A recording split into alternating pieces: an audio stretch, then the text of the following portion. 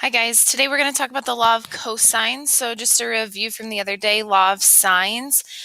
We can use the law of sines if we're given two sides and a non-included angle. And then we can use the law of sines if we're given two angles and one side length. But today we're going to work on law of cosines. So you can use the law of cosines when you have two sides. This time it has to be the included angle.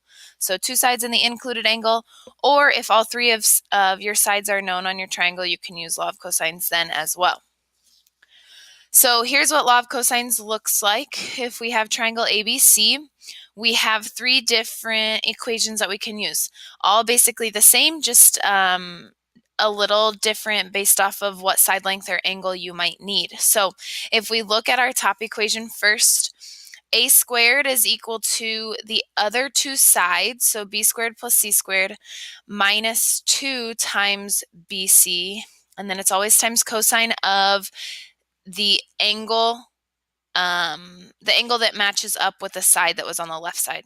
Okay, I don't know if that makes sense or not, but a squared, and then b and c are your other two sides in your triangle, minus 2 times b and c, again, those other two sides, and then cosine of a, and that that angle will always correspond to the left side of the equation. Similar thing in the second equation, b squared equals a squared plus c squared, again, other two sides in your triangle, minus 2 times other two sides of your triangle, and then cosine of b, which correlates to the left side. And then same thing for c.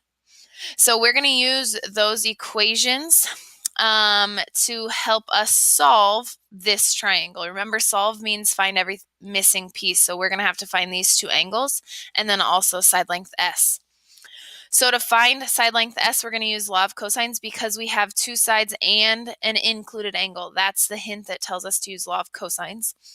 So we're going to have S squared equals our other two side lengths, so 13 squared plus 17 squared, always minus 2 times our two side lengths, and then cosine of angle S, so cosine of 75 degrees. When we go to simplify this, we have to square both 13 and 17 and add them together. Multiply these three numbers together, but we cannot subtract 458 and 442 because of order of operations. This 442 is multiplied with cosine of 75. So I have a lot of people that try to combine these two numbers, and we can't do that. You can type all of this into your calculator at one time. Just make sure you don't do it in two separate steps. So if you type 458 minus 442 times the cosine of 75, you will get 343.6 roughly. And then we obviously need S itself, not S squared, so we square root it and get roughly 18.5 as that side length. Now that we have this side length, we can use law of sines to solve for angle R or angle T. So I go ahead and solve for angle T.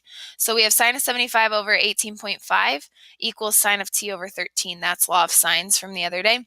Cross multiply and divide. Then since we're looking for an angle, we have to do the inverse sine. So when you cross multiply and divide, then take the inverse of that decimal, you get angle T to be roughly 42.7 degrees.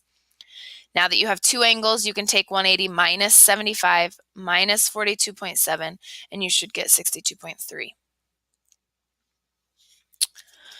I would like you, oh, just kidding. We're going to find an angle this time using law of cosines. So here is our triangle. The other stipulation on when to use law of cosines was if you have all three sides, in that example, or this example shows that. So we have all three sides. We need to find angle C, so we know we're going to use that third equation with C squared isolated. We can plug all our numbers in, so we have C squared equals A squared plus B squared minus 2 times A, B, and then cosine of C. We're obviously solving for that angle. So doing your math, squaring your numbers, multiplying your numbers, you get this equation. Now we want to subtract that 468 to the other side. You get a negative 27. That's okay to have negatives for right now because this negative, or this 432 is also negative. So now we're going to divide by negative 432. So we're left with cosine of C equals 0.0625.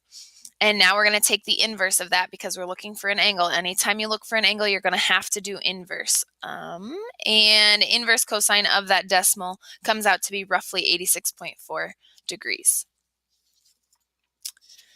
Now I would like you guys to find angle D in this triangle. Last thing we're going to be able to do in this section is to find the area if you're given all three sides. So we're going to look at a couple formulas in order to do that. So obviously the capital A stands for area. We have the square root of S times S minus A times S minus B times S minus C. That S is found by taking half of your perimeter, or all of your sides added together, and then dividing by 2. So we're going to do an example. Here is a triangle that we're given all three side lengths of. The first step in order to find the area would be to find that S value. So we have to add 11 plus 9 plus 18 and divide that by 2. That would be half of 38, which is 19. Now we plug that into that area formula where we take S times S minus A, S minus B, S minus C. The order of these side lengths doesn't matter. And then obviously simplify. You'd get 19 times 10 times 8 times 1, all under the square root. And when you multiply all those together, we get square root of 1520, which roughly comes out to about 39 square units.